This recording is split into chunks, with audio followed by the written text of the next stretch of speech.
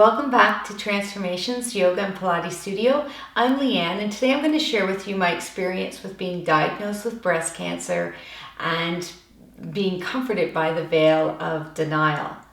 It was on a Thursday afternoon that I received a call from the hospital saying that my results for my biopsy were in, and that on the following Monday I would visit with my surgeon and he would be able to give that information to me. That was like a whole weekend that I would have to wait, and I just couldn't get my head around of having to wait that long. And so I uncharacteristically went and got very squeaky and called up my GP to see if I could go in and see him and get them to share the information of the results with me. So I went to urgent care on a Friday and I seen my GP, and he gave me the news. It was breast cancer, and that I was probably going to lose my right breast. And the look on his face just so very much got me into the heart. And I thought, you know, we think of all of these professionals we work with, these nurses and lab techs and doctors and surgeons and all these wonderful smarty pants people that are there to help us. We just sometimes kind of lose sight that they are people, that they have feelings. And what horrible news that he had to share with me, because I just couldn't wait any longer. So I really felt for him, but I was very appreciative that that information was shared with me. I had to go then to the waiting room where both my parents awaited the news. I shared the news with them, and they ever so sweetly brought me to a coffee shop they said to digest what I just experienced.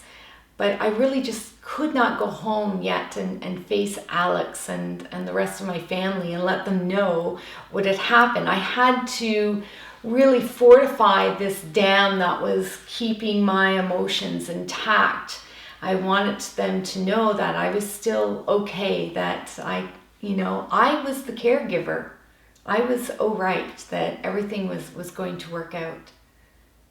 The following Monday, when I see my surgeon, I went there armed with a load of questions, which he answered all of them.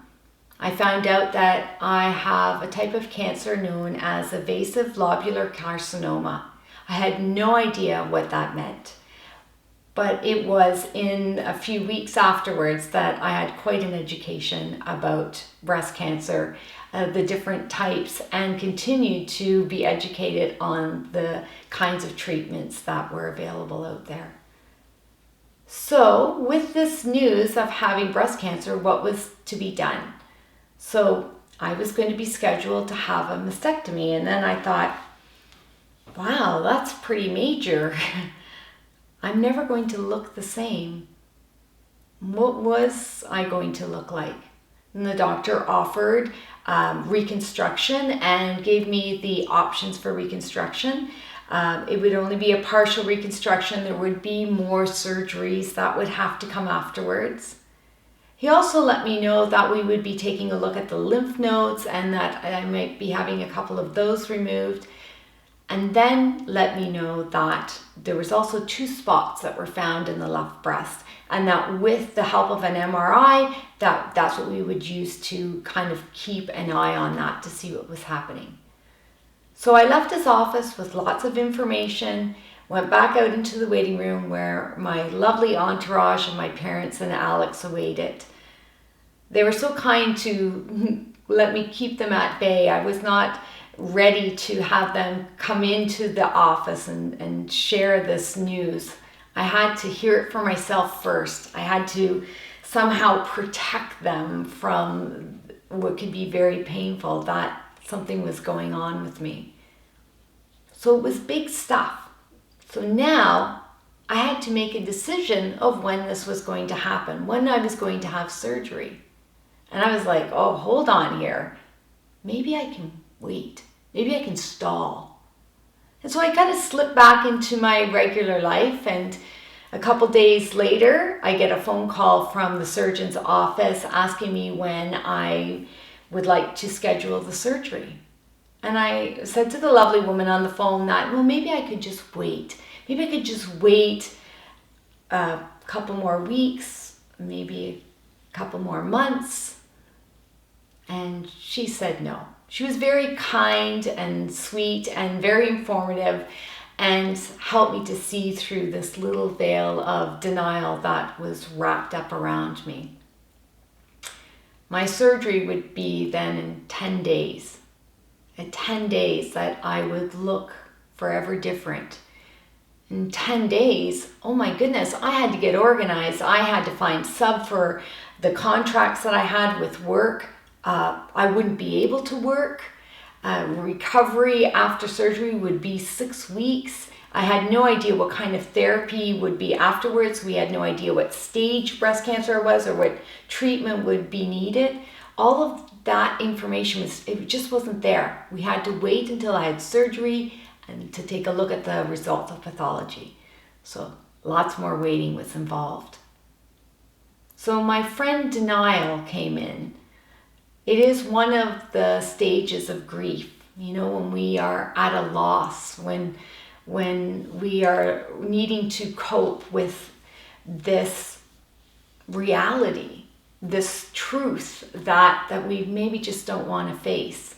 And I was unconscious of it at the time, but I was very much stayed in denial. It never even dawned on me that I could die from this. I was so wrapped up with all of the organization that had to be done in order to prepare for surgery. And then, what was I going to do afterwards? How was I going to support my family? How was I going to buy groceries? All of this kind of stuff was in the mix. And so the cancer affecting me and my mortality just had not come into play yet. So there's one thing to have denial, and then there's also something lovely that we can experience, and that is hope. I had great hope. There was no reason why I would be sick, right? I couldn't handle this. I'm strong. I'll get through this just like anything else. I had people that depended on me. I didn't want to let anybody down. I wanted to get this done, sort it, and get back into my life. I really had no idea what I was in for. I just thought I could handle it all. There was no more work. There was no way I was going to be able to compete. There was going to be great changes in my body. It was going to be really tough and difficult for my family. Everything was changed. But hope, right? Where there is life, there's hope.